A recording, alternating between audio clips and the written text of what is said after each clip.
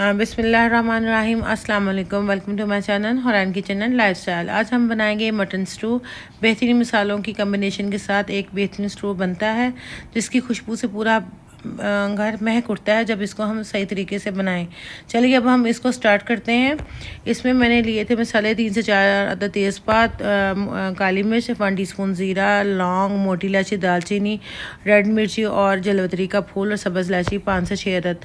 ये मैंने लेके एक साइड पे रख ली। दूसरी तरफ मैंने एक प्रेशर में लिया था, हाफ़ कप ऑयल लिया था, उसमें मैंने 2 बड़े साइज़ के प्याज लिए थे और उसको मैंने उसमें नरम होने के लिए छोड़ दिया। और मैंने इधर 3 टमाटर लिए थे। इसमें 1 केजी मटन लिया था मैंने, और 1 केजी मटन में हम 3 टमाटर डालेंगे और हाफ़ कटोरी मैंने दही लिया था इसमें। चलिए मैं आप स्टार्ट करती हूँ कि मैंने मटन स्टू, बेहतरीन मटन स्टू कैसे बनाया। तो मैंने सबसे पहले प्रेशर में प्याज को हाफ़ कप ऑयल में डालकर इसको नरम कर लिया। बेहतरीन स्टू बनाने के लिए आपको प्याज को थोड़ा सा सॉफ्ट कर लें तो इसका बेहतरीन स्टू बनता है। और ये जो मसाले मैंने आपको बताए थे वो मैं इसमें डाल दूँगी। जैसे हमारा प्याज नरम हो जाएगा तो मैं इसको 1 मिनट के लिए इसको बनाई करूँगी। जैसे ही हमारा जो मसाले हैं इसकी खुशबू आने लगे तो साथ ही हम इसमें मटन डाल देंगे और फिर मटन डालकर इसको हम अच्छे से भूनेंगे। जैसे ही हमारा मटन वाइट फॉर्म में आ जाएगा तो फिर मैं इसमें 2 टेबलस्पून अदरक लहसुन का पेस्ट डालूँगी। आप इसमें चाहें तो प्याज ज़्यादा भी डाल सकते हैं, लेकिन मुझे इसमें ग्रेवी इतनी नहीं चाहिए थी। तो अगर आपको एज ए टेस्ट आपको ज़्यादा चाहिए तो आप एक प्याज और भी डाल सकते हैं। तो मैं इसको मटन को अच्छे से इसमें भूनूंगी। जैसे ये वाइट फॉर्म में आ जाएगा तो अब मैं इसमें 2 टेबलस्पून अदरक लहसुन का पेस्ट डाल दूँगी। आपने जब भी मटन स्टू बनाना है तो इसको आपने तेज़ आंच पे भूनना है ताकि इसका जो जायका और टेस्ट है वो बेहतरीन निकले और हमारा मज़ेदार शानदार स्टू बनकर तैयार हो जाए। ये देखें हम इसको अच्छे से भूनेंगे। अब हमारा जो मटन है वो वाइट फॉर्म में आ रहा है तो इस स्टेप में आके हम इसमें 2 टेबलस्पून अदरक लहसुन का पेस्ट डालेंगे और फिर इसको भूनेंगे हम। जैसे ही 2 मिनट के लिए मैं इसको भूनूंगी अदरक लहसुन की पेस्ट के साथ। तो मैंने इसमें अदरक लहसुन का जो पेस्ट है वो फ्रेश लिया था। और जब भी आप मटन स्टू बनाऊं तो इसमें फ़्रेश डाला करें। इसकी खुशबू और महक इतनी अच्छी आती है कि मेरा पूरा घर महक उठा था। जैसे ही मैं इसको 2 मिनट के लिए भूनूंगी इसमें टमाटर डाल दूँगी और 1 टीस्पून मैंने इसमें नमक डाला था। और आपने हल्दी इसमें ज़्यादा नहीं डालनी।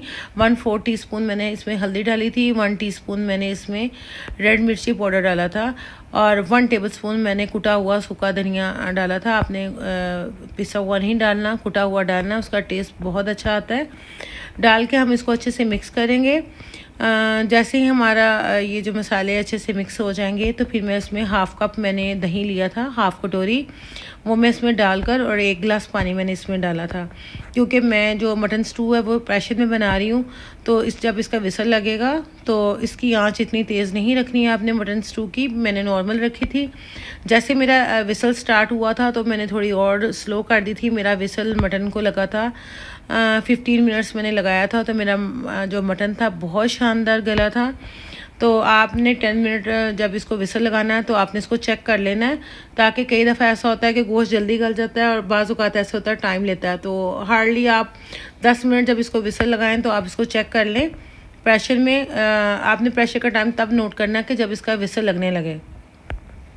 जैसे ही विसल इसका स्टार्ट होगा तो फिर आपने इसको 10 मिनट इसका विसल लगा के इसको चेक कर लें। अगर आपका थोड़ा सा सख्त हो तो फिर इसको 5 मिनट मज़ीद लगाइएगा, वरना 15 मिनट्स काफ़ी हैं। मैंने 15 मिनट्स लगाया था तो मेरा बेहतरीन स्टू जो मटन था वो गल चुका था।